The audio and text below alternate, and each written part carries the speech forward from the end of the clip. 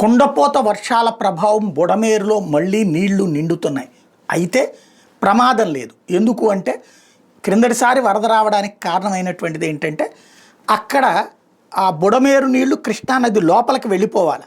కృష్ణానది ఇక్కడికి ఉంటుంది నీళ్లు, దాని కట్ట ఇక్కడ దాకా ఉంటుంది.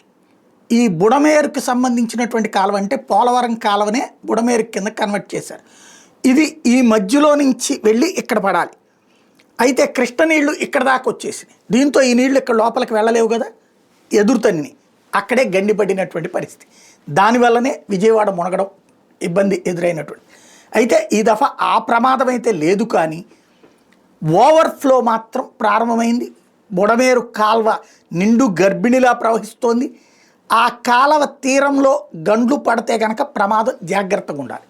గుణదల దగ్గర వంతెన పైనుండి నీళ్లు వెళ్తూ ఉండటం అన్నటువంటిది ఇబ్బందికరమైనటువంటి పరిస్థితి. అటు సింగనగర్ వైపు నుంచి ఇటు పక్కకి రావడానికి ఒక చిన్న రోడ్డు ఉంటుంది. ఆ క్రిస్టియన్ సంస్థలు అవి ఉంటాయి. ఆ రోడ్లో నుంచి రావడానికి అవకాశం ఉంటుంది. అక్కడ రైలు పట్టాలు 2 చోట్ల రైలు గేట్లు ఉంటాయి. అది దాటుకుని చిన్న వంతెన ఉంటుంది. అయితే పెద్ద పెద్ద లారీలు అవి రాలేవు.